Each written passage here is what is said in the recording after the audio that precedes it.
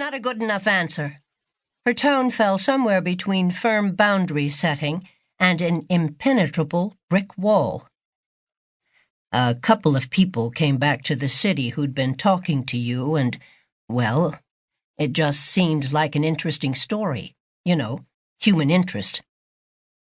She looked up and over his shoulder and noticed for the first time that a van sat parked across the road. It was not empty. It contained a passenger, a man who looked to be in his late 40s, playing with an expensive-looking camera. "Wait a second," she said. "Wait just a second. Are you telling me you're a reporter?" "Yes, ma'am." "From?" "The New York Times." She spun on her heel and headed back to the house. "Goodbye," she said over her shoulder, the word accompanied by a backward wave. "No, wait," he called. "Don't go yet.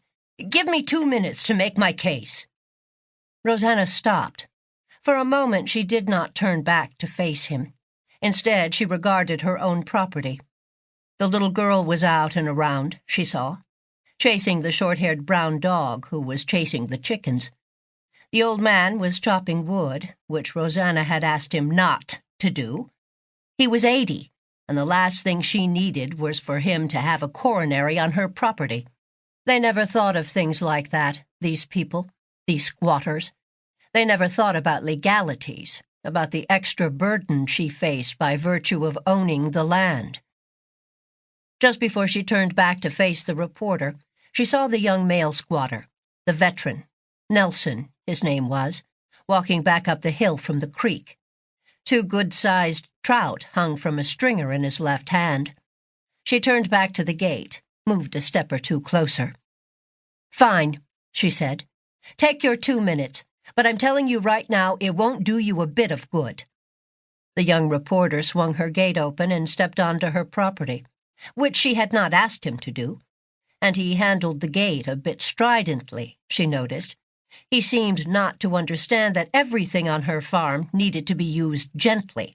Like its new owner, none of it had been born yesterday. Roseanna heard a car door open. The photographer across the street was stepping out of the van. The reporter spun to face his partner, shook his head, and used his hands in a kind of cutting motion, a universal nonverbal "don't." The older man stepped back into the van and slammed the door. "So, here was my thinking," the reporter said, walking up to Roseanna and standing too close. "An awful lot of people are in the city right now, living the kind of life you left behind. I think they'll want to hear your reasoning. Some will think you're crazy. I won't kid you about that. But others, it might really strike a chord.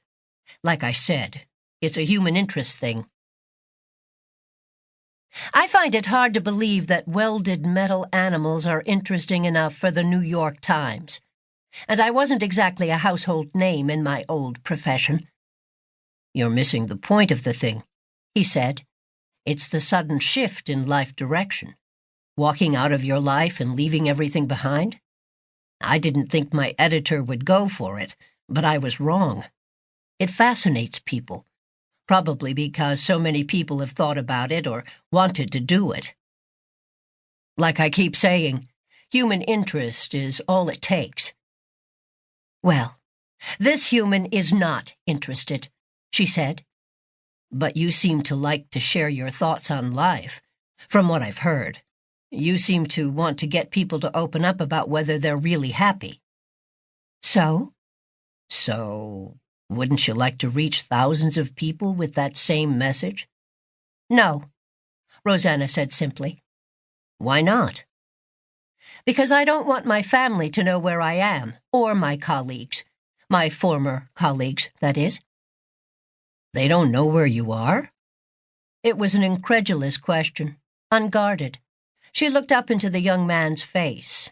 He looked a bit hurt, for reasons she couldn't quite sort out. As if he were the family being held at arm's length. He was still standing too close to her, not respecting her personal space. She took a giant step backward, holding one hand as a stop sign to ensure he would not follow. While she was taking him in,